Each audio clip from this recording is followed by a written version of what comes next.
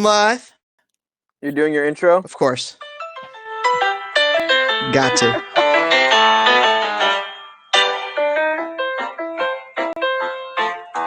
It lets everybody, get into the stream because it's a live stream. Got to give a little time. And also, gets you excited. Spitting fire. Fire at footballers.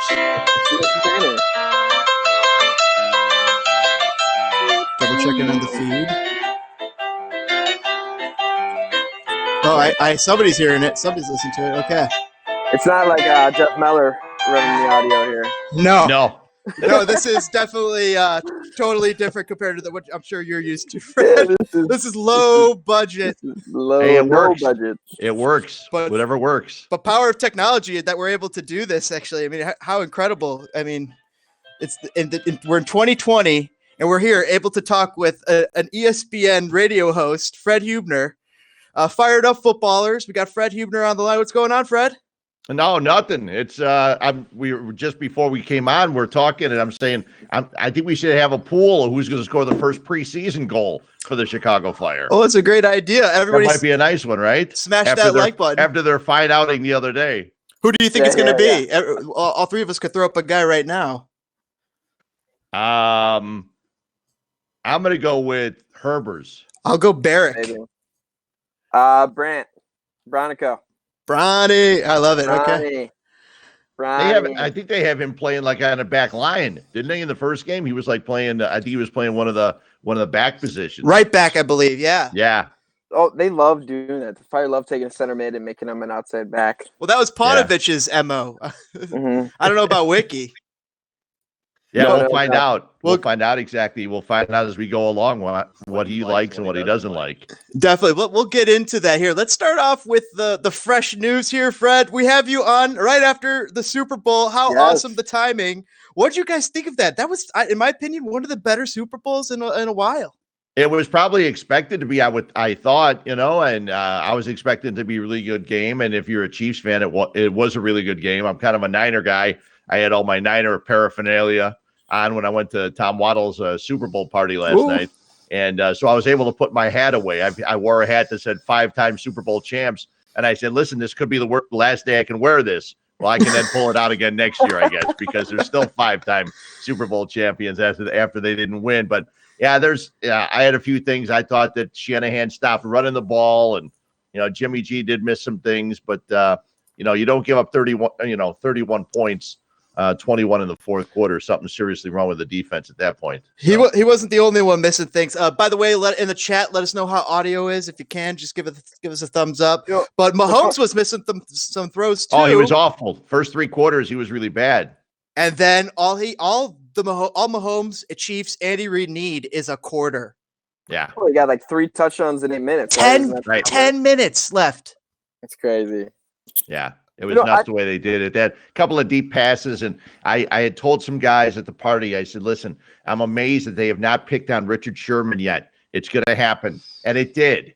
They picked on Sherman. He got beat down the right side, and that was bad, and I knew it was coming. And because I'm not a biggest Richard Sherman fan, it's surprising how 49er fans would be after all their battles. But he played relatively well most of the year, but he's old, and those guys are fast. All those receivers are fast, and he just couldn't stay with them. Yeah. Speaking of the game and stuff, you guys, I mean, you're sitting with a whole bunch of NFL pundits and to talk football. What's their consensus on who won that game? Was that an Andy Reid win, or was that a Mahomes win? Mahomes. I think they would go with Mahomes. A lot of them wanted to see Andy Reid get a victory. They'd met Andy Reid, and Yurko wasn't at the party, but Yurko knew him very well. Obviously, he was a coach, assistant coach with the Packers for a while there when Yurko was up there. So they had met Andy a few times, so they wanted to see him get one. And I don't think he needed a Super Bowl to win to get into the Hall of Fame, but it's nice to see him get one anyway. He seems like a great guy, and it sucks when you get a rep that you lose in the playoffs and things like that. I mean, it doesn't always come down to your coaching ability. on winning and losing, and it sucks. But it seems like he loves his players, and his players love him. That's great to see. That's awesome. What did your guys pick up on? Like, what was that game-changing moment? Because I could pick out the last 10 minutes, but where did the momentum really swing? Just that one deep pass, the one pass that Tyreek Hill, and then that deep pass that was the biggest one, and then the Niners' just inability to move the ball in the fourth quarter. I think they had the ball for a total of like 4 minutes or something like that, and they just couldn't hold on to the ball. All they needed was a first down here and there, and they could have when it was 20-17, I think all they needed was a first down. Get a first down, make Kansas City use a couple of timeouts, and who knows what'll happen. But they seem to run up the middle instead of going on the outside or doing any other things. And then they just started throwing the ball, and Kansas City's defense was finally getting to them. And that big guy put his hands up a few times and knocked down some passes.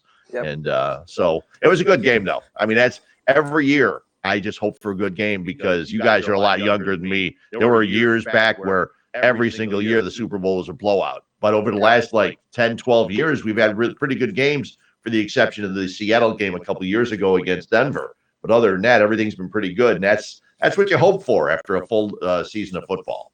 Well, it's interesting. The two offenses, Shanahan's and the 49ers with the 70% run scheme, and 49ers with the Chiefs, rather, with the 70% pass scheme. And I was really wondering how that was going to play into the game. It really seemed like running was really effective for both teams when they could get the run. Damian Williams had a couple fantastic runs. I thought he should have been the MVP. Mm-hmm. I read your tweets today. Don't you? Yeah, over Mahomes. I mean, he had an argument basically. Yeah, I mean, it's usually the quarterback's going to get it if he does anything special, and I guess what Mahomes did was pretty special, so he's going to get it. But I thought Damian Williams deserved it. Plus, he's Mahomes is going to get a lot more credit over the years. Damian Williams in 2 years, he made it. Running backs, you see him 1 year, and the next year they're gone. So we'll see how long he hangs around. But it's nice to see the running backs. I mean, Mostert's a guy this is his seventh team. I mean, the Bears had him and didn't keep him around. And, it's nice to see some of these running backs actually go and perform. And you learn that you don't need a superstar running back out of college. You can take a free agent as long as you have an offensive line and a scheme.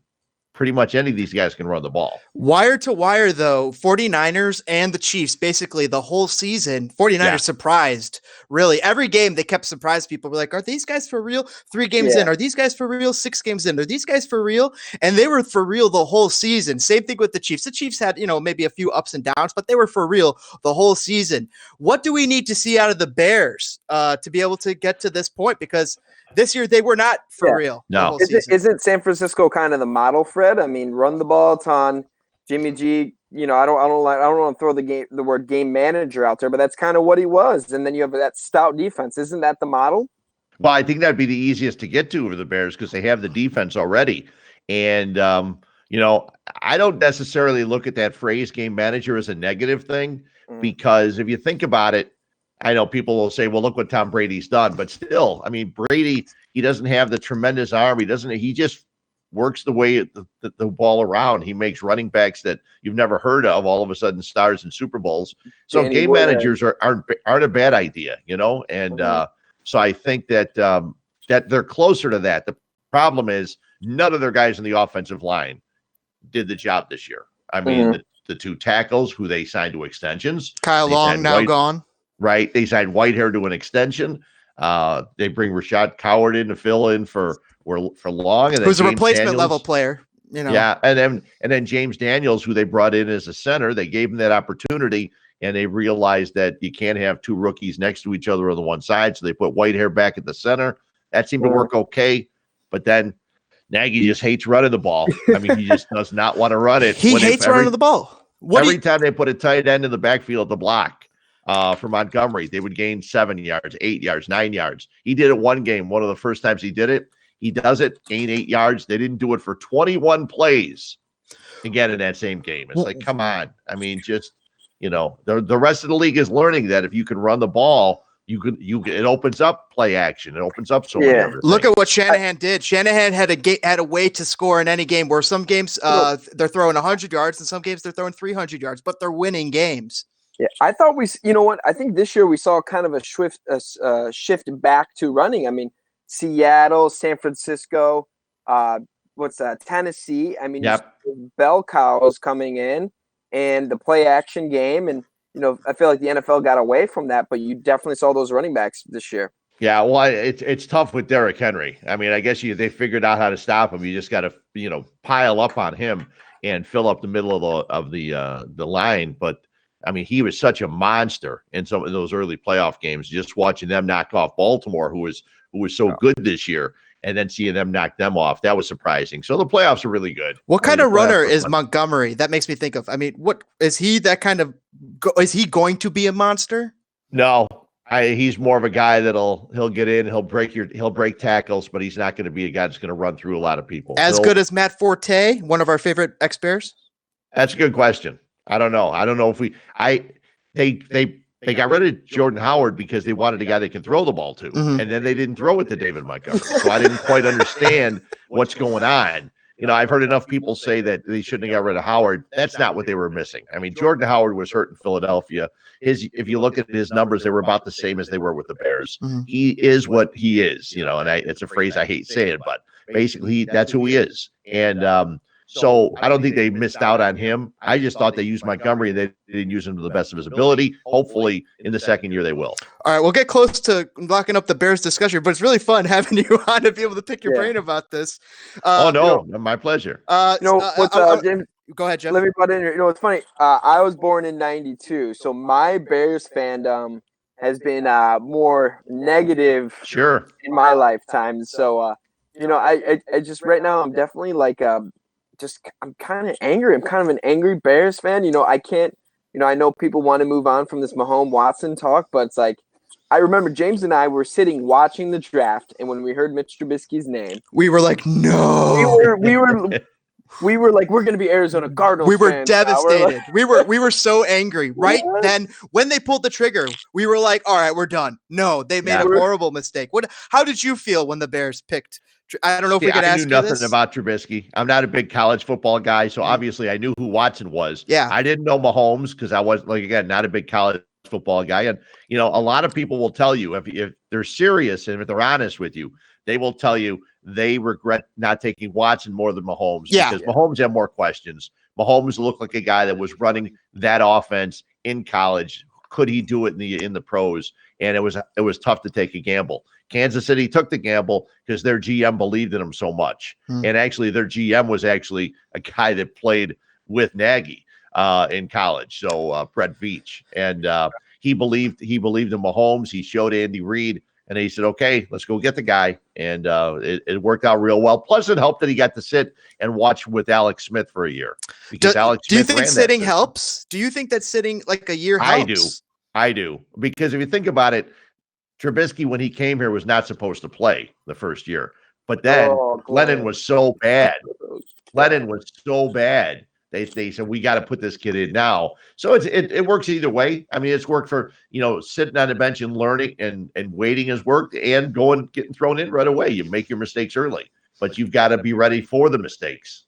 And it seems like a lot of sports fans in all sports have gotten a lot more impatient. And I know it sounds weird coming from Chicago fans, because we've been told to be patient for so long. But look, the Blackhawks win 3 out of 6 years, and now it's like, oh, come on, these guys suck. We don't want to go and see them. Right? Come on, you got to get back to the Stanley Cup. I mean, come on. We would have killed for that in any of the sports. Oh, and we'll be happy if those are the only championships we win with the Hawks. Exactly. And now, and I'm a Sox fan, but Cubs fans. Us too. Well, I am. Jeffrey's a Cubs.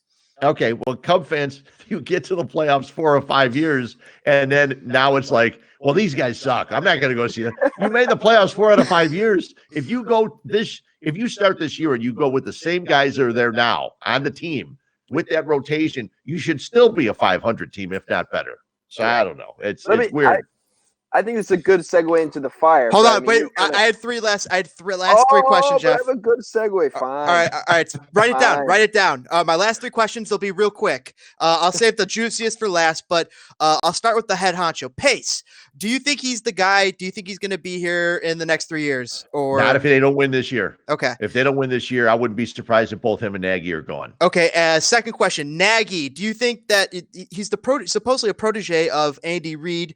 Right. I don't know if you see that really in what he's doing. Do you predict success with a little more time, a little more patience for him, or what does Nagy need to change? He's got to start learning how to embrace the run a little bit. Mm-hmm. And I understand he runs some nice plays. Think about his rookie year. I mean, he ran all the plays with the funny names, and he throws to the guard, and he has Hicks running the ball and stuff, and everything's great when it works. But when stuff doesn't work, none of these things are really good. So I just want to see him, use his guys to the best of their ability. A coach is supposed to take what he has and make them the best they can be, not say, this is my system, you guys got to learn it. What happened to Tariq Cohen, who was just an incredible weapon and just dulled?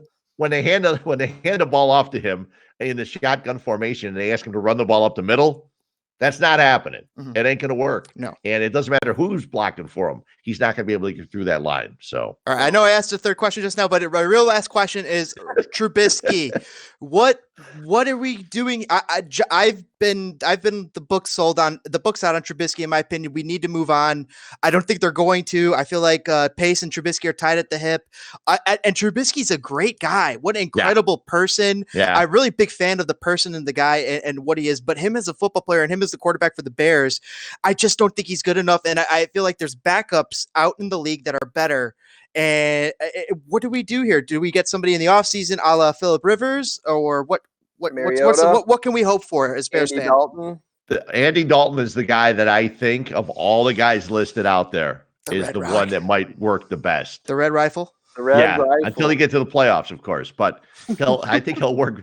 I actually think he's a guy that would help Trubisky, and he can go in there. I agree with you that I think Mitch and Pace are tied at the hip, and he made the gamble, and that could cost him his job in the long run. Mm-hmm. So I just don't know if the McCaskies have the ability, the wherewithal to make those types of calls again.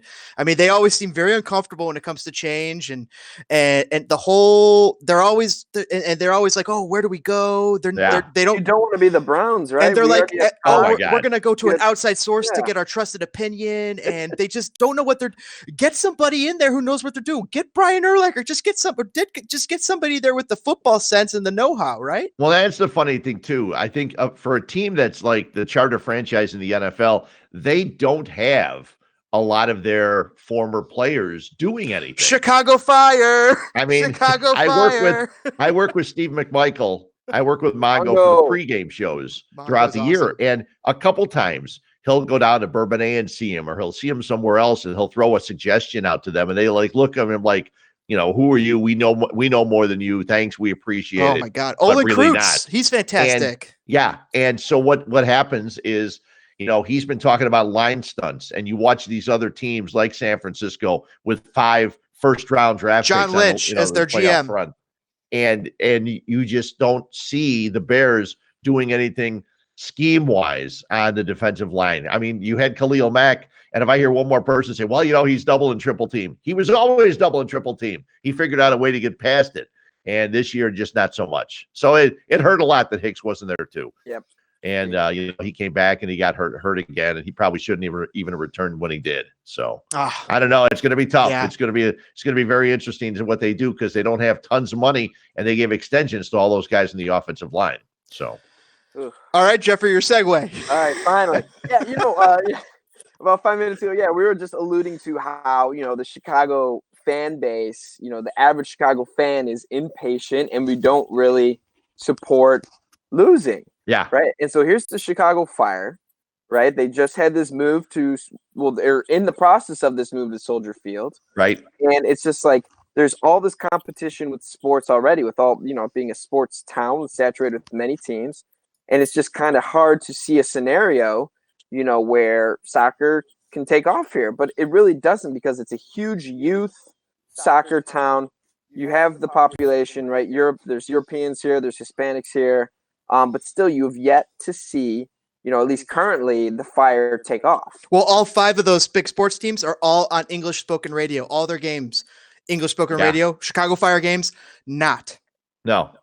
And I thought they would stream their games about a year or so ago. I thought I made the suggestion. I thought it would be a great idea. Stream the games. I mean, that's, streaming. I mean, you guys are familiar with that. What we're doing, yeah. So it would make sense. And there's a good possibility they do something this year. Usually with the Fire in years past, their TV announcements have always been like the last thing they do. So we'll wait and see WGN. I heard WGN has been bandied about as a potential landing destination. I had heard that too. They have another year with the ESPN Plus, and I've got ESPN Plus, and I got it when when it started. I think it's great. And we love it. Bundesliga and 2 Bundesligas going there next year. Serie A too, right? Yep, there's Serie A's there, and the only the tough part about that is you have to go and specifically look for one game where you can't like DVR something, and you can't like fast forward, or maybe you can on some of the streams, but it's a little bit more difficult. It's not as easy, and sometimes you might lose it and things. But I watch a lot of Bundesliga soccer, and I try, and then the last couple of weeks have been fun watching Borussia Dortmund, but we'll get to that later, I'm sure. Yeah, we'll ask you about that in a little bit. Yeah. Fred, I got another question. With James and I being diehard soccer fans, I think we're blind to a lot of the issues that the Chicago Fire have. So, it's like we just want to show up and watch good soccer. So, I mean, what are some obstacles that Chicago Fire have in making it a popular team in the city? Guys I work with numerous guys that love soccer, but they won't watch MLS. Mm-hmm. They love their English, their EPL. They love, and I know technically it's not EPL, but they like their English soccer. They like German. They'll like La Liga. They'll like obviously Champions League, but they won't sit and watch an MLS game, no matter when it's on, who's playing. They don't care. They might look and glance at a highlight from Zlatan or something last year, but they're not going to sit and watch it, and they don't give it a chance. And I know we were looking at the rundown of what you guys wanted to talk about, and I was one of those guys, but it wasn't soccer. It wasn't just European soccer versus American soccer. I was not a soccer fan and became a soccer fan. So we get into that story later, but it's let's break into it now. While you're thinking about it, if you like. Yeah, I mean, I went to Morton East and Cicero, and Morton East back in 72, 73, somewhere around there. Again, I wasn't a fan, so I don't remember it as well. They went downstate, their soccer team. They had Alex Mahovlich, which is Georgie's dad, on the team. And they also had, if you ever have a chance, go dig it up. You can find the article. Everybody can find any article anymore. But they had a guy named Miro Reese on the team. And Miro Reese, they did an article a couple years ago in the New York Times saying the greatest American soccer player we never got a chance to see. And Miro Reese and Alex, they went downstate. We hopped on the bus, the student bus, went down and watched it. But that was in the 70s, and I never gave soccer a chance until 1990. And the World Cup was going to be in Italy, and TBS was doing the games. Tape delayed, obviously, with commercials and things. But one of their basketball announcers, Bob Neal, was doing the play-by-play, and Mick Luckhurst, who used to kick for the Atlanta Falcons, was the color commentator for the games. So they explained the game to me, and I gave it a chance, and I learned the game, and I learned offside trap, and I learned some of the rivalries going into the World Cup and things like that. And the funny thing is, when I tell diehard soccer fans that, they go, the 1990 World Cup sucked. It was boring. And I said, I didn't know any better. I learned it then.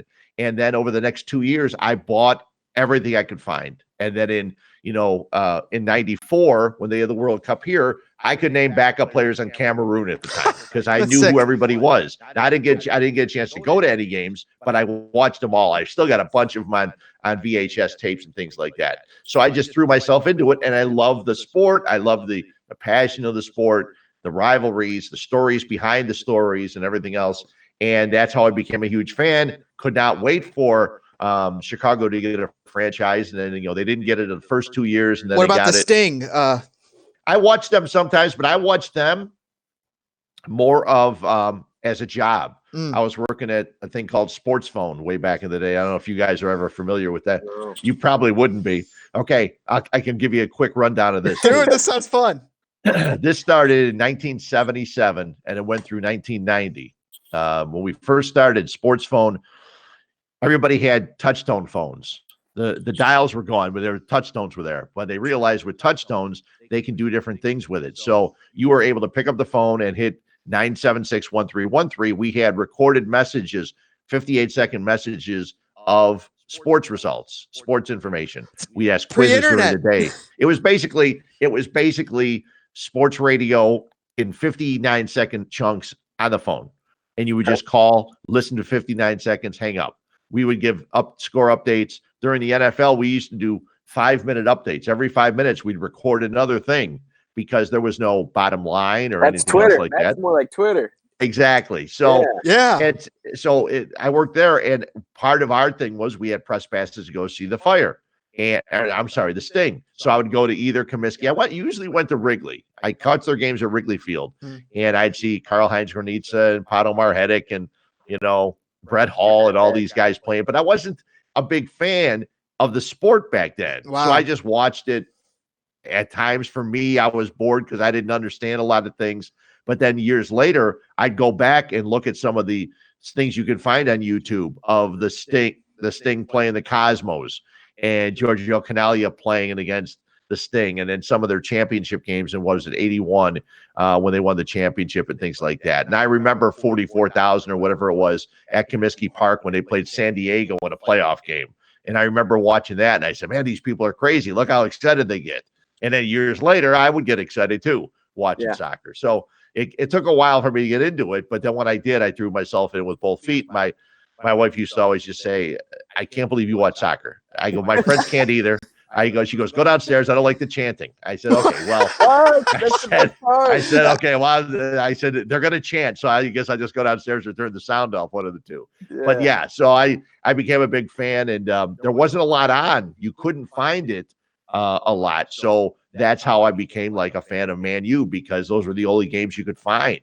I used to watch like Irish television because there was something on Saturday or Sunday morning. If you woke up and got the right channel, you could find it. And I'd watch soccer. I had no idea who was playing. I remember some of those days in my early soccer watching career. Yeah, it used to be real hard to watch. Yeah, I just sit and find stuff to watch because you couldn't find anything anywhere else, and there wasn't a team here at the time. So these are even earlier days then. Holy cow! Yeah. Right? Yeah. So that's basically how I got into all that. But I just think there's so many fans of the game, and there's Hispanic fans. And think about when the Fire, when they first started, what do? They got Jorge Campos as their goalie. Awesome. So all of a sudden, there you got the Mexican fans. Almost could score goals from goalie. Right, and then you had like 3 or 4 Polish players. And then you bring Lubos Kubik in. And we had all these guys Peter in. Nowak. We had him on the show as well. It was fantastic podcast. I saw that one. Yep. And I know, and Roman Kosetsky you had, and all these guys. And then you had a local flavor with Frankie Klopas. And it's like, okay, this is perfect. You bring all these guys in, and now you can draw from all these different areas. It would have been nice to get a Rodolfo Pizarro, but apparently that's not happening here. Yep. So, that would be nice. A guy that's on the Mexican national team. You bring some of the Mexican fans to come on out. Because you get some, but you would get a lot more if you had Hispanic players on the team. To me, that seems like the obvious move, right? To go get one of the top, like a Chicharito or Pizarro. You find a way to make those players work, or Avila. You find one of the best Spanish players, Mexican players specifically. I think it is Mexican players that you're trying to court out here. I agree. Right? Because there are players on the Fire who are Spanish speaking, but they're not the draw right now. So, and maybe that's where Torres, you're going to have to start winning. Remember when they were talking with Torres, maybe that's where they thought some of that could translate if they brought him over, which they ultimately did not. I think Fernando, and they may have thought that, adding Frankowski could have helped too, because all of a sudden you've got a Polish player and anybody that goes and watches this guy, he's one of the fastest guys the Fire have ever had. Yeah, he's lightning quick. Yeah. And so you would think that some of the Polish soccer fans would come out to see him, but it's tough. It's tough when you just try to pick and choose. So then you got to try and build a team that's going to win games. And that hasn't, as we know, been easy over the last several years. Not even with Bastian Schweinsteiger, Dax McCarty, two very good look players. Look at all you lose. I mean, I wrote it down beforehand. I mean, you lose Nico, Schweinsteiger, Katai, McCarty, Gaitan, who was only here for half a year. We lost all that quality.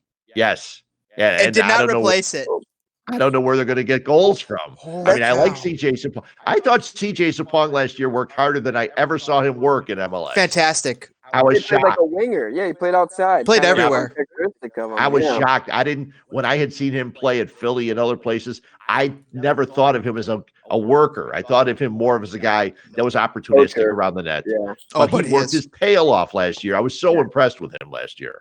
We're having this conversation. I'm just boggled that, like it seems like we know how to pack the stadium. We know there's a recipe, right? Sign some polls, maybe get some Hispanics. You'll pack people in. But then there's this other argument that says, hey, if you win, they will come. Right. Where do you fall on that line, Fred? I mean, do you think if the Fire built a winning team without an L Tri player, alone pack the stadium? They'll have a hard time getting 30,000, but I think they would have been able to pack. I mean, when they were winning, I was just looking at some of the stats because I did games for them in 08 and 09, but in 2007, I did 2 broadcasts for them for my 50, and they had 7 sellouts that year at Toyota Park back at the time. Okay. That's because they were winning. They got into the playoffs on the final game. They beat the LA Galaxy. Thornton scored a goal and they got in, and they were drawing people. And that helps when you win, people are going to come out because there's something to come out for. So I do think they'll come out if you win. Your fringe Fire fans will come out if the Fire starts winning. Now, to try to get the other fans out and to try and get the millennials out, if in fact they didn't want to drive to Toyota Park or SeatGeek Stadium or whatever you want to say, that's one of the main reasons to move back to Soldier Field. I understand that, but it's not easy. I mean, baseball has been trying to do that over the last couple of years, and now soccer is going to try to do it here in Chicago.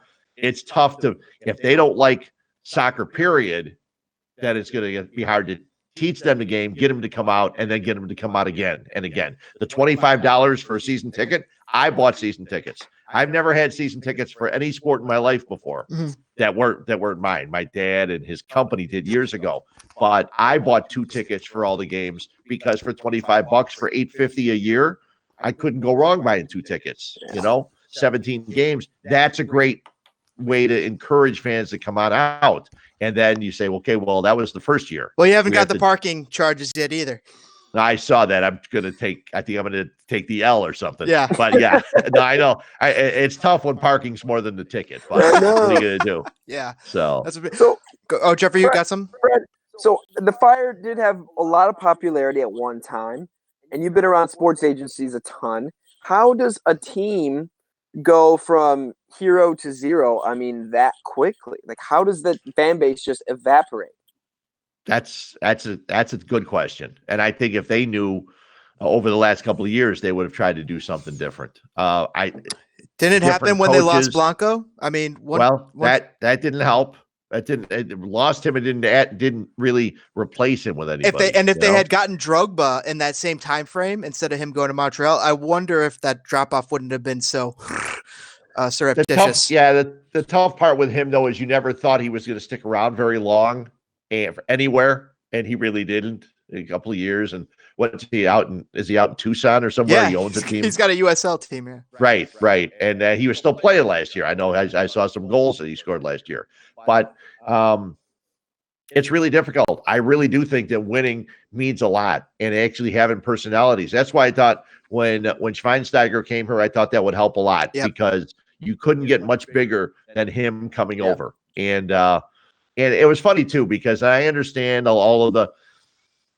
I have a problem with coaches, period. And it's not my problem with coaches. Football, American football is the one sport that coaches mean the most, in my opinion, because you've got a game plan. You're putting together every single play. You're scripting every single play. We're going to run this play. Then we're going to run this play. Then we're going to do this. We call this one. in soccer, you come up with ideas of what you want to do, and then they're out on the field for 45 and then minutes. it's just a fluid situation. Exactly. Yeah. And if one guy doesn't do his job, you're screwed. Katai? And well, I haven't seen it. I never saw a guy miss the net so often. And he had so many great opportunities. I've watched Giovinco. He missed the net a lot too, but that's because I used to years ago, there was a guy in the Fire that used to miss the net, and I used to criticize him. And then the following year, the first game, he scored a hat trick, and I said, there you go. So I'll leave his name out of this. But yeah, I really think that winning does mean a lot. But when you win, you've got to. And I think we started off the conversation talking about how fans now have become less patient. If you're winning, immediacy, they need you to win constantly. You got to keep winning, because once you stop winning, right? Once you stop winning, they can go somewhere else.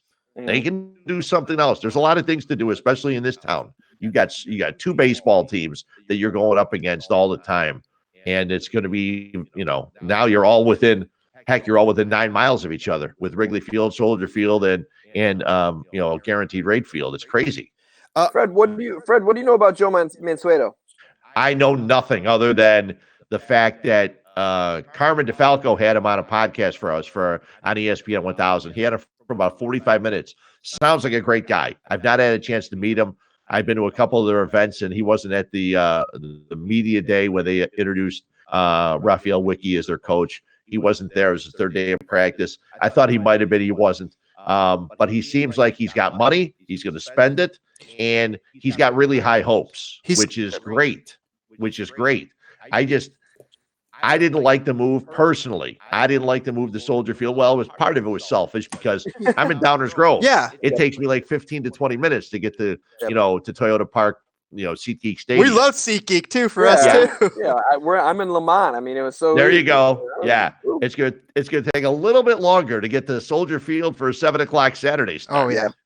Yeah. So, I mean, personally, but I understand if you think that'll draw more of the city people that didn't want to drive your 16 miles out to, Bridgeview or whatever. Fine. Let's see if it happens. I know they're having a hard time, from what I read, that they're having a hard time trying to do what they wanted to do for the first game on the 21st and sell it. Yeah. Sell it out. That's going to be tough. Even giving season ticket holders a couple extra tickets, that's going to be hard to do. In a weird way, though, I do feel like the move to Soldier Field, it may not have benefited the fan base as much as they think it does, but long term, it probably will. But short term, I think it benefits their player recruitment the best. It should. I mean, but I think a lot of players, unfortunately, and you guys know this in all sports, it all comes down to money. People will play anywhere as long as they get paid. So we'll see how that works. Also, I mean, I think that the facilities at Soldier Field are, boy, I was going to say a little bit better, but they're still going to be training at SeatGeek Stadium. Right. But Joe is a billionaire, and I think he's three times a billionaire, which is more than the Ricketts, a lot of money. Which is more than the Cubs Ricketts. So hopefully we're going to see some investment in a training facility in the near future. It sounds like that is on the horizon. Well, and you look at some of the training facilities for these other teams. Orlando. I mean, have you seen Kansas City's? Oh my God. And it's also U.S. Soccer. Isn't U.S. Soccer share that with them? They take their boots off before they walk in, and then they're like cleaned for them when they use them the next time. It's like, oh, come on. Oh my gosh. This is as close to European soccer as you can get. Yeah. Well, and that's what it's supposed to be. It's a professional sport. That's what you want it to get to. Slowly but surely, they're getting the Players Association thing and what they're looking for is great. It's just too confusing to follow for me. And I understand there were years when I was covered that there were guys making $12,000, and there were 4 guys living in an apartment because they had to. They couldn't afford it. It's gone up since then, but it's still a point where the low man and the totem pole are still making really little money.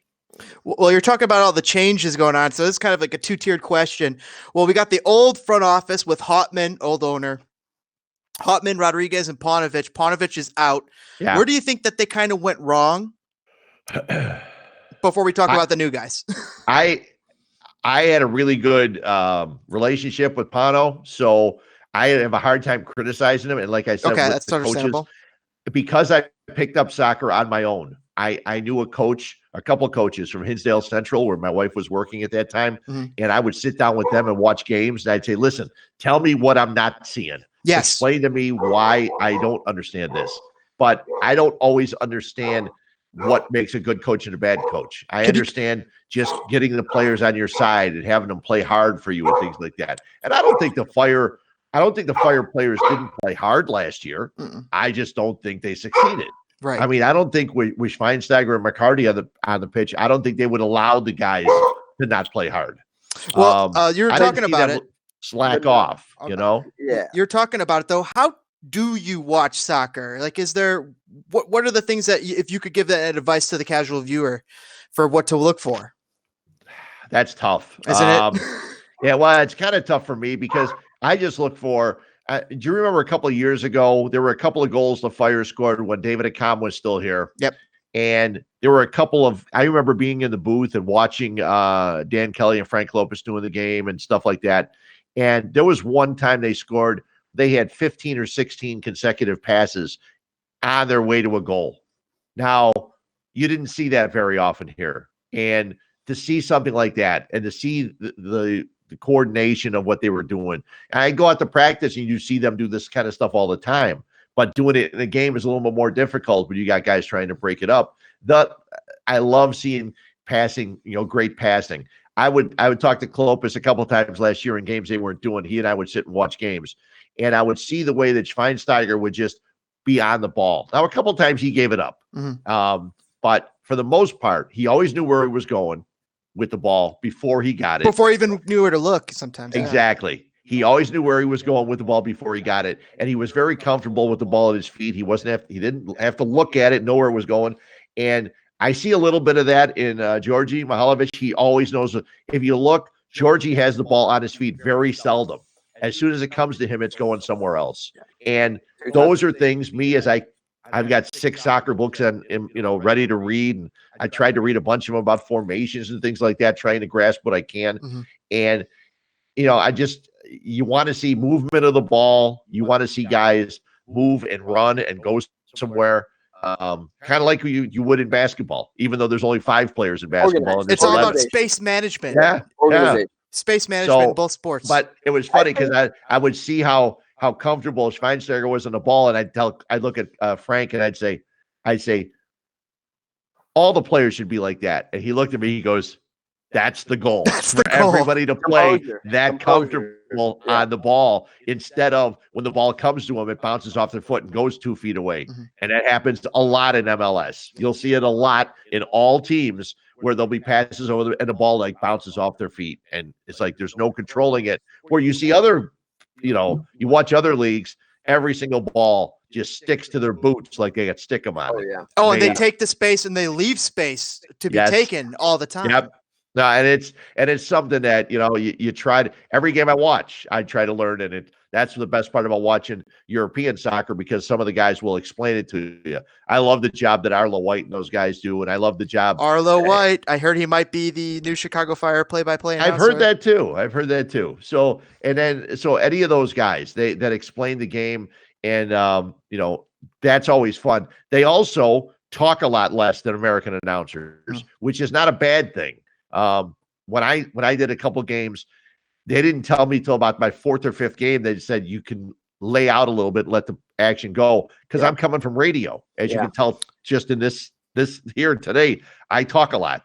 So and radio, you're trying to paint a picture because there's no visuals. Right? There's no need to it. Right. So a lot of times in soccer, you don't need to paint it. You can see. Same in baseball, to be honest with you. When I'm watching a baseball game, I don't need someone telling me there's a ground ball to second. Did you like Hawk? I can see that there's a ground ball to second base. I can see there's a ball hit to the gap, but I understand there's a play-by-play guy there for a reason. I'm just not over the last couple of years. I'm just not quite sure why. Benedetti's a good guy. Do you miss Hawk Harrelson? I do. I was always a Hawk fan. I love Hawk too. I was always a Hawk fan. So, I know a lot of people got tired of hearing the Catfish Hunter stories, but that was going to happen. And Hawk was a great guy. Again, you kind of, if you're going to criticize someone, you'd rather not meet him because once you meet him, it's like, he's a good guy. Yeah. How does that work as being a person in the media when because you do have to be critical on the waves, and then you meet someone and it's got to be awkward. I got a Diplomatic. good story for you. This is the first year that Len Casper came over to do the Cubs. Love Len.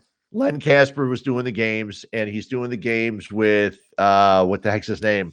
The manager of Arizona. Bob Len Casper. No, not Len. Bob Brenly. Yes, Bob Brenly. yeah. So he's doing the games with Brenly.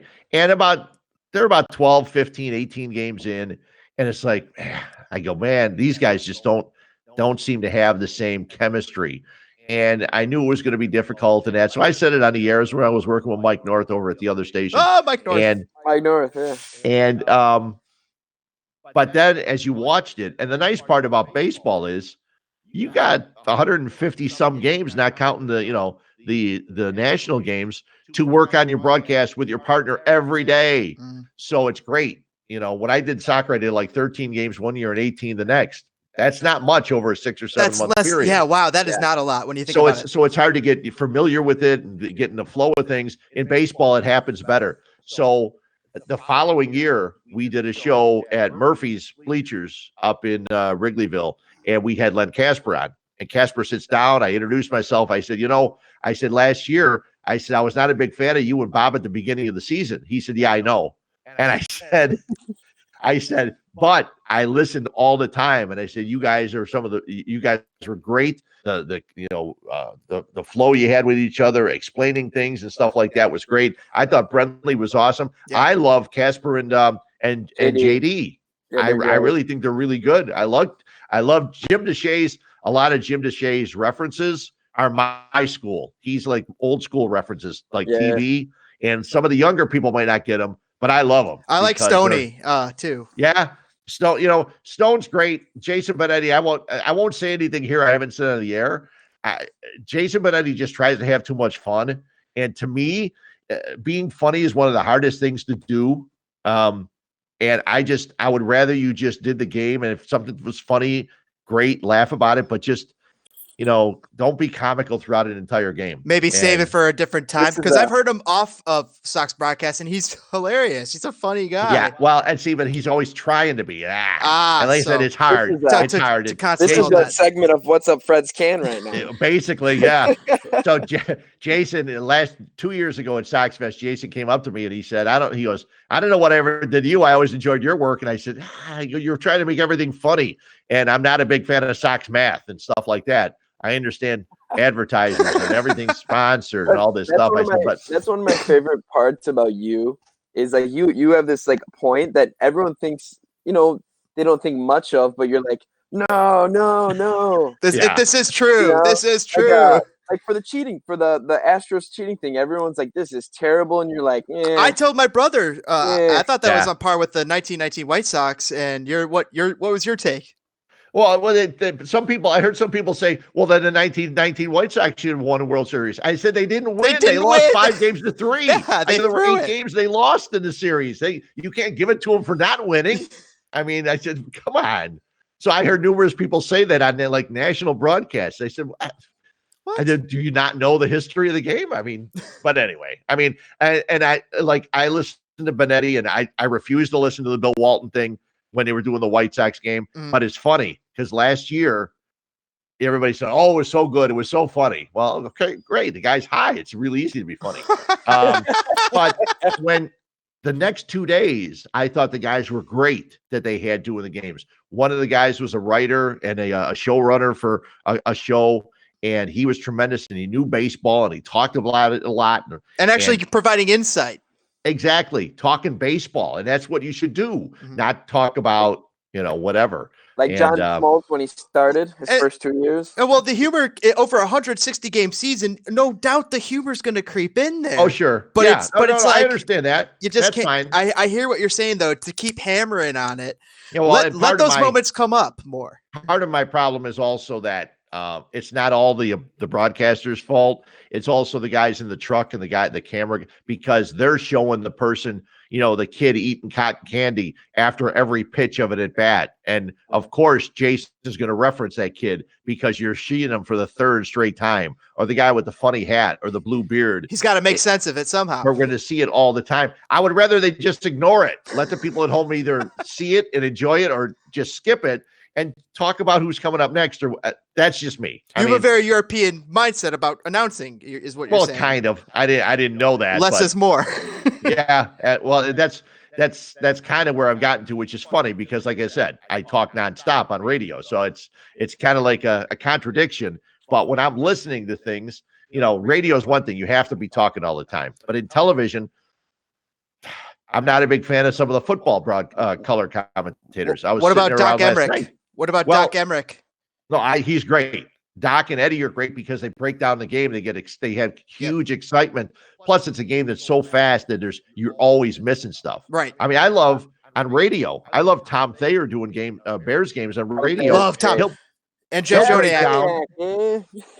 He'll break down. Well, I've known Joniak since he got out of college, so I'm not going to criticize Jeff for anything he says unless I tell it to him to his face. Jeff's and great. He'll get mad at me for a while, but then he usually accepts my criticism for anything, which is good because we've had a great relationship over the years. But Thayer will tell you right after the plays happen, before he's even seen a replay, that he'll tell you exactly what happened and why it happened and why it shouldn't happen again. And that's what I love about him. And he'll be critical. Why is that guy not involved with the Bears more? Well, the tough part also about broadcasters in every sport is you can't be critical for most of them because the team pays you. Right. And the team's going to say, hey, back off on that. We're paying you. He's our guy. You can't criticize him for this or for that or for this. And I actually like the job that NBC Sports Chicago is doing with their Bulls pre, post, and half because I've known Jason Goff for a long time, and Jason knows basketball. And Kendall Gill and Will Purdue, if something's wrong, they'll say it. We'll see if that stays that way because it's going to go wrong for a lot this year. Well, some of those guys have the clout, like Will Purdue. I mean, like they've developed that. And what about Stacey King? Is Stacey King like a super homer? Or because I feel like sometimes I don't think so. I think he's pretty honest. Yeah, he could be honest too. He'll get excited. He'll get excited when compared to Robert Ory, right? That was he's like, what? Yeah, exactly. I mean, that shows you where Stacey King comes from when he's getting on Boylan for that comparison. I heard that too when I was watching the game, and I said, "Oh, you got to be kidding me!" Yeah. And neither of them, Neil Funk and him, they didn't let that one go. Fred, you can't compare it to Robert Ory. When are we going to be rid of Boylan? How long is this going to last? And what's going on with Gar Pax? I didn't even mean to talk about this, but I'm a big Bulls fan, Jeffrey less so because I grew up in the Jordan era. Jeffrey was kind of just being born. So he's more of a Kobe guy. Yeah, he's more of a Kobe guy. Yeah, I'm a Jordan. I've seen everything, and it was just like, what? I'm so discouraged. Yeah, well, you know what? I thought that with what they got the last couple of years, I thought Markkanen and I was not a Zach LaVine fan last year. He worked hard. I thought. He's still not going to play defense. That's just not in his DNA. He's not going to play defense, but I don't know what's happening to Markkanen this year. I really don't. And I don't know how much of that you can put on coaches for not developing a guy. I mean, he's a young kid. You got to realize 1 year of college, you're going to struggle. Mm-hmm. They've got a really young team. They got 5 guys. I guess Gafford played yesterday, so he came back from his injury. But you've got 5 guys before, when you included Gafford, that were all hurt. With Carter and Dunn and everybody else, it's tough to win games in any sport when 5 of your guys that are contributors aren't going to be there. Should they bring Derrick Rose back? Should they bring Derrick back? I would have thought that would have made sense. Yeah. I mean, I was all for it. Why not? So, but they didn't. Great. So, real quick aside, there was this player that was rumored to be coming to the Chicago Fire. His name was Eero Markkanen. I'm looking him up. He's like 6'6", 6'7". He's from Finland. I'm like, oh, this guy's weird. Then I read down on the later on the Wikipedia article, brother of Laurie. Sure. Hey, so a 6'6" guy would be nice for headers. We haven't had a tremendous guy on headers or free kicks. I mean, I haven't. Yeah. Katai was decent. He wasn't bad. But I'm being German of German descent. I'm a big Schweinsteiger fan, and he was awful. I mean, he was not good.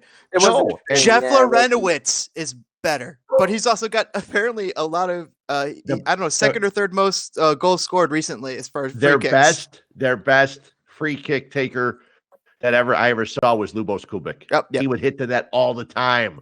That's all you got to do, hit the net. And you see it on Saturdays. You see it in Bundesliga. You see it in the English Premier League. Guys line up and the ball goes, 15, 20 yards over the goal. It's like, how can you do that? Set up a play or something. Run a pass or something. What's the point in kicking it into the stands? We accidentally skipped over this. I mean, we'll move past it, but the lifespan of Boylan as a Bulls coach and Garpax, are they here forever? I like what they're doing with the White Sox. I like what Jerry's doing with the White Sox. I do not like what he's doing with the Bulls. Yeah, he doesn't get rid of people, Jerry, for the most part. No. Once he hires you, unless you do something really bad, you're going to be around. He's a great boss. Yes, he is. He's a great boss. And so I don't know what. I think if anybody leaves, it's going to be Gar. I don't think Pax is going anywhere. Oh, okay. Yeah, that makes sense. Yeah, because Pax played here and everything else. And I think he'll be here for as long as he wants to be here. And who do you see next after Boylan, if you could speculate at all? No idea. Okay. I can't even speculate. We can bring it back to fire, Jeff. I'm sorry. Yeah. I don't know. I have no idea which direction they would go. That's more of a question for Jay Hood or Chris Black. They're the super NBA guys. I'll watch every Bulls game. Yeah. But for the most part, I don't watch any other basketball. I watch just the Bulls because basically I have to. But I enjoy watching Bulls basketball. Yeah. Well, not this year so much, but I mean, usually I enjoy watching Bulls basketball. So Jeffrey, we'll bring it back to the fire with the new guys. Joe Mansueto, Rodriguez still here, Nelson is still here, but new new technical director, Georg. Well, they got a technical director and a sporting director, George Heitz and Rafa Wicki. Yeah, and then they also have a guy that's the technical director, Sebastian Pelzer. Yes, I'm not sure what all these guys are doing. I know that Heitz is a guy that was supposed to be bringing in some talent, and Raphael Wicky's got to try to figure out how they fit in. Right now, they've got to have the youngest team in MLS. I mean, you look at it, and there's so many young guys on this team. And Bornstein just came last year, and he's a veteran on the back line. Calvo is funny because Calvo had problems, and that's why Minnesota didn't have a problem letting him go. Mm-hmm. I thought he played pretty well when he got here last year. He's had some loafs sometimes, but for the most part, when he's got mentally put it together, he's rock solid. Yeah. He can fall apart, though. He could have mental lapses, I've seen, but when he is rock solid, he's rock solid. Yeah. I mean, they got such a young team. It's just going to be hard to get off to a good start, especially with 3 straight road games to start the year. It's going to be hard to get off to a good start before you open up on the 21st. Mm-hmm. It's going to be cold, too. It's such a new team. They still have to gel. It's a new coach. New striker. New parts, moving parts. I mean, it's going to take, they really have to do a good job preseason getting organized to figure out who's going to play where. And we talked earlier about patience and, Fire fans, diehard Fire fans who've been going out to SeatGeek Stadium and Toyota Park before that. And, the patience is starting to wear out a little bit. Yeah. And, it's going to be hard to be patient, but you have no choice. You've got to be patient with a team like this if you're going to be a Fire fan. I mean, going out there and if they're 0-3 and they come, or if they got like 1 point out of the first 3 games in a draw or something like that, and then they come to Soldier Field for the game against Atlanta, it's going to be hard. It's going to be hard to be super excited other than the fact that you see soccer at Soldier Field with the Fire out there. I mean, Fred, what if they struggle the entire year, which is a realistic possibility with this young team, and just be it's very together. Realistic. Yeah, it's very realistic. You just have to, patience. I mean, and that's what's Joe Mansueto going to do. What are they going to do for the fans that do come out? All right. And how are you going to pacify them? Well, fan-friendly prices. That's what I've been saying for years. Fan-friendly prices, just like Atlanta United does. Oh, my God. What Atlanta United does and what the Atlanta Falcons do, I printed it up the other day. Mm-hmm. You can buy a beer and a hot dog for $5 there. Ridiculous. $5. I'd have 7. Yeah, it's unbelievable. It's unbelievable. That's like 3 normally. And let's be honest. I mean, every sports team in town charges so much for beer. Right. They charge you enough for beer that you could go to the store and buy a 12-pack for the one beer you're buying. Yeah, it's usually between $9 and $13. Right. I would say, right? Here's a Fred Huebner gripe that I have. I hate when I have to buy 2 beers and it costs more than a 20. You know? Oh yeah, Yeah. There's no doubt. It's like, come on. There's no doubt. You could have bought a case and a case and a half for that kind of money, and it's crazy. And last year I actually promoted it a couple times because I went to the Heineken beer garden and I grabbed a Heineken and I sat and had a brat and things like that. I thought that was awesome. That's something they should have done and should have promoted a lot more for away games. When you're there though, the problem is so many people are tailgating that they can bring their beer. They don't need it. So it's difficult. You want to have tailgating available, but then that's going to detract from what they need to make. You know what I'm saying? So it's difficult for them to hit on the right level because people are going to be several beers in before they walk into the stadium. So I know tailgating is a little bit more difficult at Soldier Field from what I understand. Speaking of tailgating, I don't know if you have some experiences that maybe you could relate, like what to expect. I don't, but I have heard people tell me that tailgating is a little bit more difficult at Bears games because they've restricted it to certain areas. I'm not sure what the fire is going to do, and I'm sure that's going to be something we're all going to live and learn with the first couple of weeks. Interesting. All right, let's start to wrap it up here. Fred, you've been so gracious with your time. Thank you so much for hanging out. It's been so fun.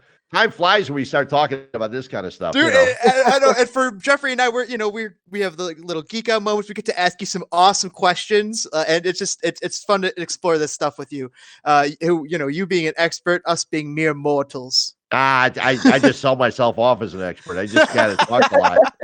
Let's be honest. Because I got to tell you, one of the coolest things things is I learn not only from the guests and stuff like that, but there are people out there who know more about every sport I talk about on a daily basis. There are more people out there that know more about it than me. Right. Guys that have played college football, guys that were coaches in baseball and things like that. I've had my high school baseball coach who cut me as a freshman and I got cut as a senior and all that stuff. But I had one of those coaches tell me and call me and text me and say, you're wrong about this, you're wrong about that.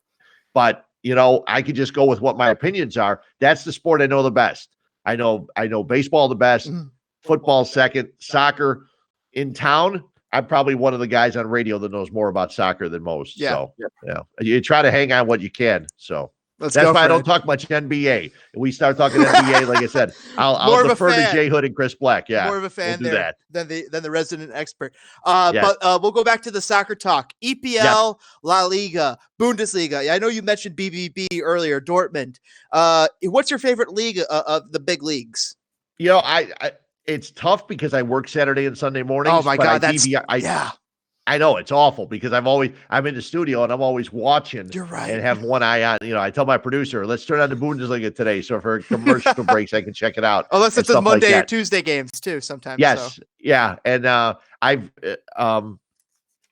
when I first got into it, I was telling you earlier about Man United, and then I became a Bayern fan, and that was pretty easy. But Bayern had dominated so much. It's fun when the leagues are close. Unfortunately, Liverpool's not making it close this year in the EPL. So, but in the Bundesliga, it's close as can be, and that's always good to see. And the number of goals they score, the openness of the Bundesliga is so much fun to watch. So you like the Bundesliga? Yeah, I like it a lot. I don't watch much La Liga just because I don't have time. Plus, BN got taken off of DirecTV, so BN used to be something I'd be able to go and watch a lot, and now that's not there anymore. So, and favorite team from the Bundesliga. Bayern still, but I like watching.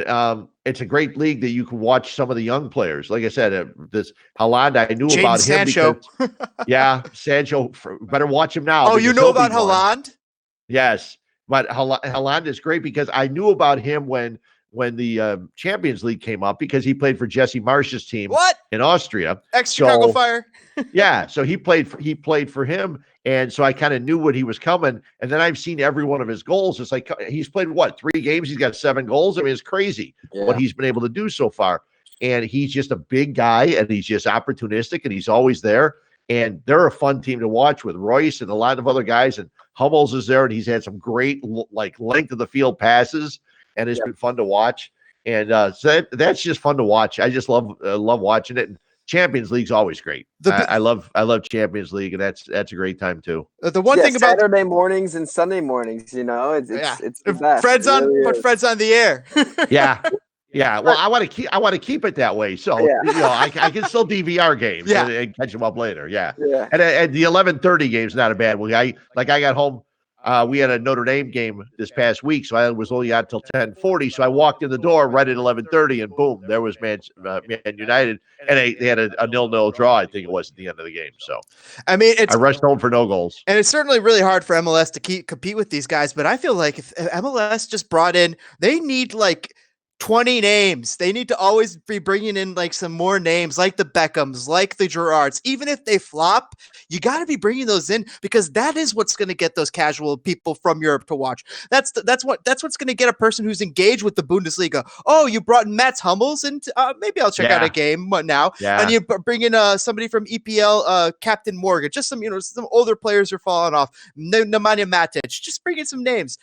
There was I know China was experiencing stuff with their issues with their health stuff, with the flu virus and the corona, and all sorts of players were trying to escape. All good players were trying to escape. So, and there was like 7 or 8 good names, Oscar among them. And I'm like, if you brought all 7 of those guys to MLS, just distribute them to a team, right? That's so. Do you know how many more people would watch the MLS just with those 7 medium names? They're like C tier, B tier names. Sure. I mean, but there are some. There are others though that I tried to get excited when guys like Schweinsteiger and who the heck? Other people came in, other guys from the EPL would come in. Yeah, I mean Rooney. When Rooney came in. We were so excited. What Rooney did was amazing, but then he's going a year later, People said Rooney wasn't gonna do anything. James and I looked at each other, we're like, oh my God, he's gonna destroy. And he did. He did too. Some of the stuff he did and the hustle he showed on some of those plays.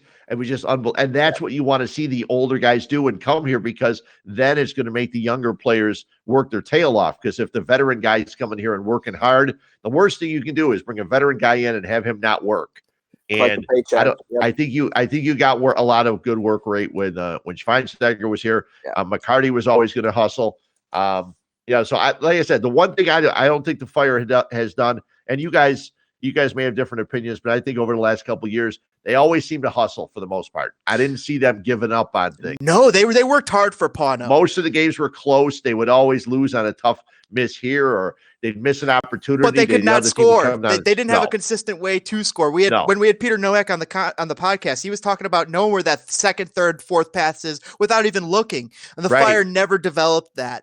But the other big thing about MLS that they're fighting against, to go back to that, is they're fighting against perception of just inferior league, right? Retirement league, sub league, college league, also Champions League over in Europe is just such a big draw. But I do think that money can make people play. And that's the thing about salary in MLS. And when you look about salary in world football, MLS does have some salaries that compete with world football. And if you could get every team to have a guy or two that could pay a guy, 10, 15, 20 million a year, when we're seeing that regularly in MLB. But right? You know what they first started to do, and it took them 15 years, and maybe they're starting to ease off a little bit. But they were so concerned that it would turn back into the North American Soccer League, where there were 3 teams, and then everybody else just couldn't compete. So they tried to make sure that they would divvy the players up and spread them around, and I think that hurts the league. People that understand it. Yeah, they say parity is not necessarily a good thing. But then in Europe, there are people that are saying, look, we can get into the whole. You can do a whole nother show on the whole relegation promotion thing. What do you think? It never happened in MLS the way it is. I think it should happen in Major League Baseball. I think it should happen in the NBA. I agree. It would be great in those sports, but it'll never happen. It'll never happen. Those are established leagues. How cool would it be in all sports? Right, and you're right about that with NBA and MLB specifically, because those are older leagues with established development leagues too, especially baseball with tremendous amounts of development leagues. That if you had some sort of promotion relegation system, it would make it so much more interesting, I think. Also, I think economically, there's some clubs out there that are like, oh, we can't pay money, we can't do this. Well, guess what? There is a club out there who isn't allowed to compete but could, and and now we're basically falsely destroying that competition.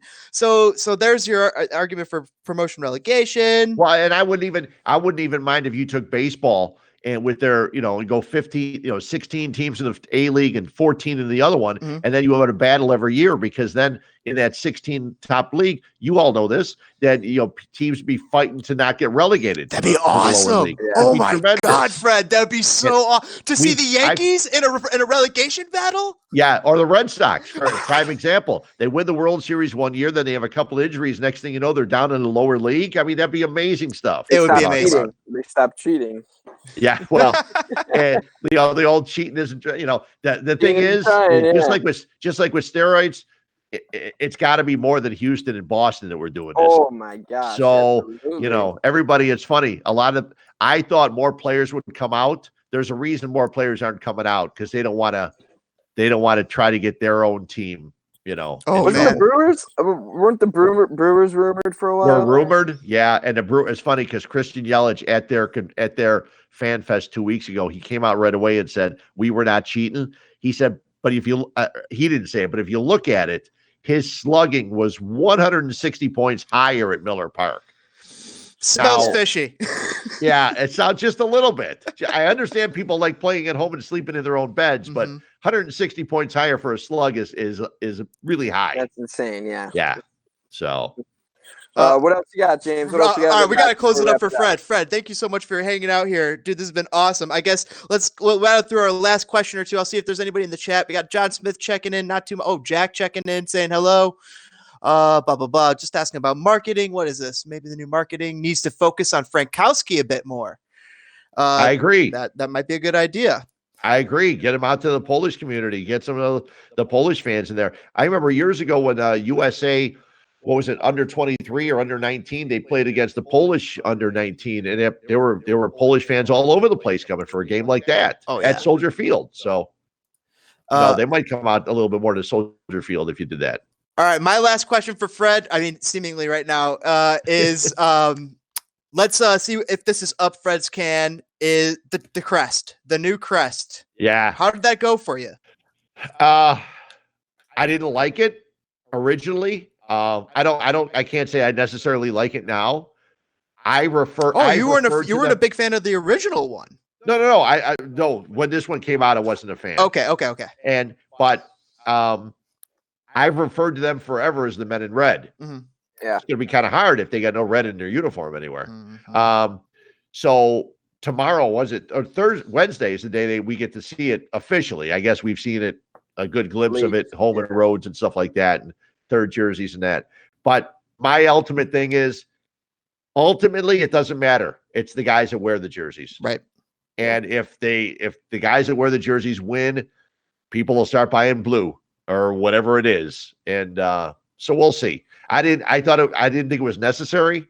I don't know why you would have done it. There's so many of the great old ones that just had fire across in the middle. I thought was an awesome jersey. There's so many cool ones. At one of their parties a couple years ago, they had a display with each of their jerseys that they ever had. I think a picture was one of my favorite pictures with all of their jerseys, and there was not a blue one in there.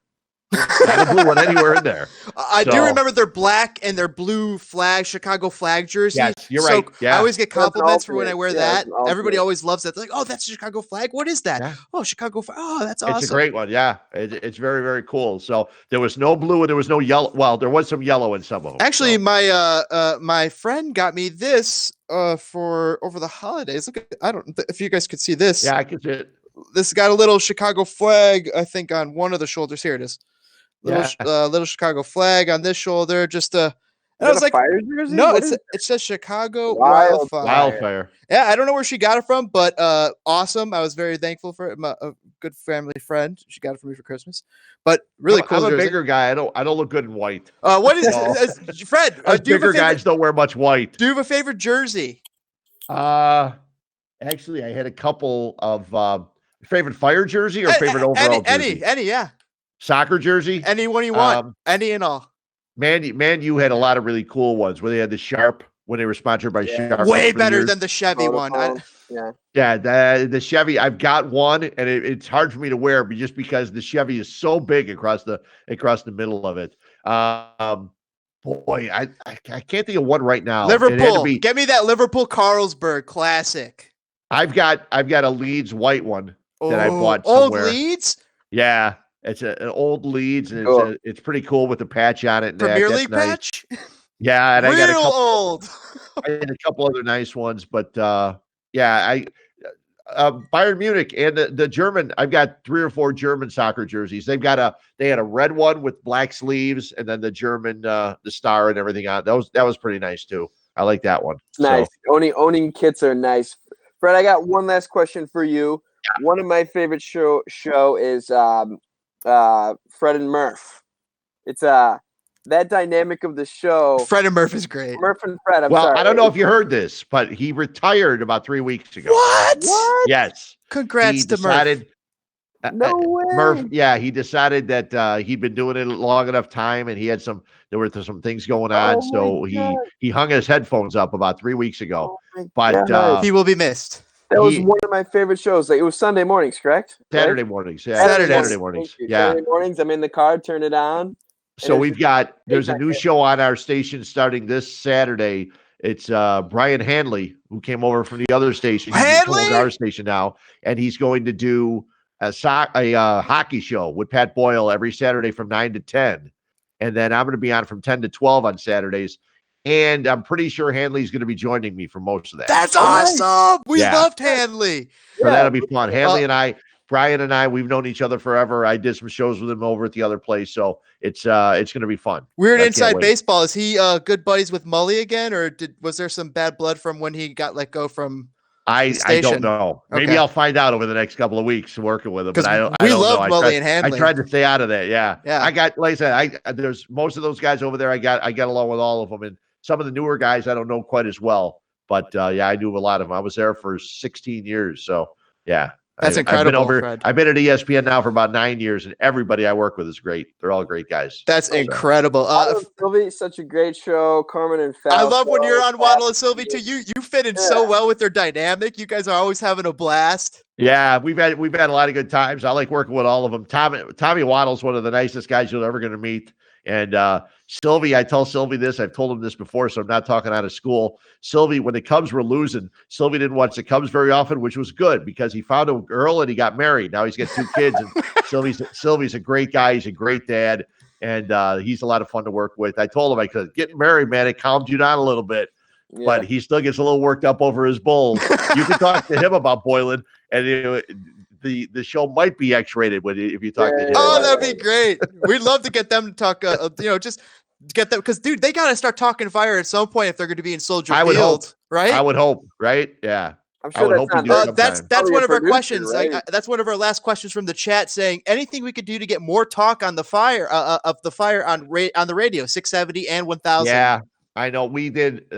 I thought the Fire did a pretty good job a couple years ago when we were doing shows on Saturday morning. We did that Fire Weekly show. That was so great. I did it with Jeff Crandall and Kevin Egan for a couple yees, and then Danielle Slayton did it with us for 1 year. You had Tenorio. We had Tenorio on the show a couple weeks back. That was awesome. He said hello, by the way. I read Paul's stuff because he explains stuff because he's brilliant. If you get a chance, check out the Grant Wall interview with Paul Tenorio on Grant Wall's podcast. It was really, really good. Was that recent? Yeah, probably within the last month and a half. Same with ours, and he was so gracious and incredible too. And he mentioned you. The game so well. He mentioned how fond he was working with you and Frank back in the day, and how a blast he is. That was so awesome. He's a great guy, and like I said, and Frank is. I've never met new assistant coach for the Chicago Fire. I know. I don't know where that came from. You don't? Great. It was a surprise. Yeah, complete surprise. I had no idea he was interested in doing that again because that's a lot of work. And he worked hard, but he got to the point where I thought he was relaxing a little bit. But man, that's a full-time thing. You don't have much downtime when you're an assistant coach of a pro team. Yeah. So that'll be fun. I can't wait to see that. If anybody can whip him into shape, he can do it. He knows the games inside and out. He's great. Question: does playoffs and relegation do they somehow go together? I know because the EPL does have playoffs and championship. Yeah, they do. So I do worry. I wonder about the top leagues where, like you're saying, Liverpool's just run away with it. Right. And where in American leagues we have playoffs. So is there some sort of benefit? Should they be looking at this, or should they be thinking of some sort of postseason tournament, or is it just like the way it Europe, is? Nah, I think Europe does it right. But I love their playoffs for moving up. It's great when the first and second, and then 3 plays 6 and 4 plays 5. Yep.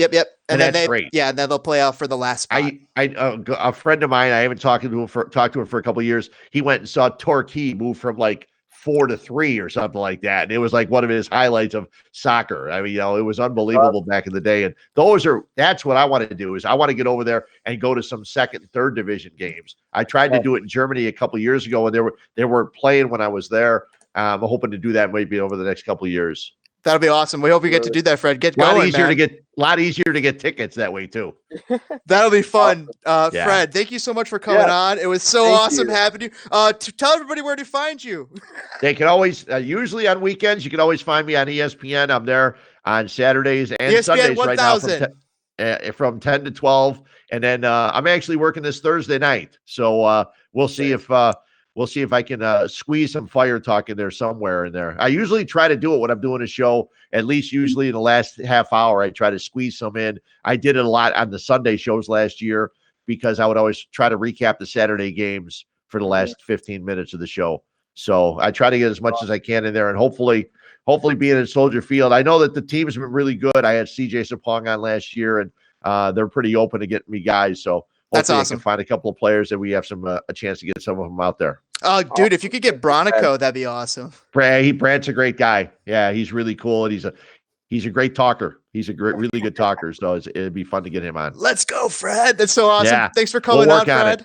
No, my pleasure, guys. I've been following you for a while. It's great to be on. Yeah, Fred, I just want to say thank you, and I would love to have you on again. This was wonderful. Thank you. No problem. Like I said, maybe middle of the season. Hopefully, we can talk about some good stuff. Let's go. Yes, let's do it. Fred, that'd be a lot of fun. Any last comments, Fred? No, I'm just. This is really cool. This is the first time I've done video stuff like this. And we're live. We got live people watching us. Yeah, works out great. It's amazing how well it works. You're used to it, though. To you guys. I mean, you do radio, but there's less feedback on that, isn't it? Exactly. Well, yeah, on radio I can get a caller here and there, and this is interesting because I'm talking to all three. To you, the three of us are all talking, and it's very cool. It's very cool. It's nice to do. I was glad to do it. I'm glad I'm learning. Even the old guys can learn some stuff. Hopefully we don't throw you off too, because there was no commercial breaks. No, that's okay. That's not a problem.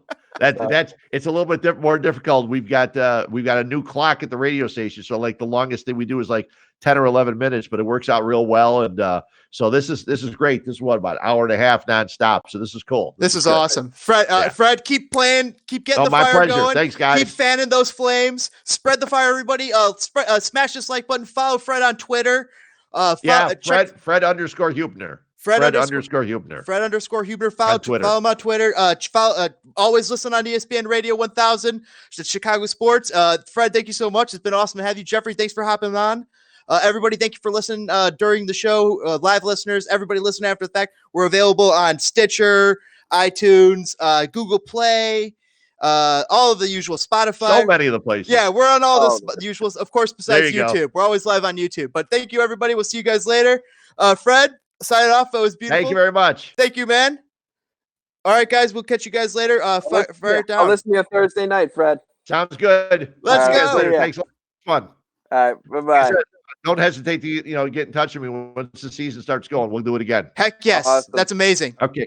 Sounds good. Thanks. Later, Fred. Thank you. Bye. That was awesome. And thank you, Fred. Jeffrey, thank you. All right, Jeffrey, I'm going to play the outro song. We'll sign it off. Everybody have a great evening. We'll see you guys later.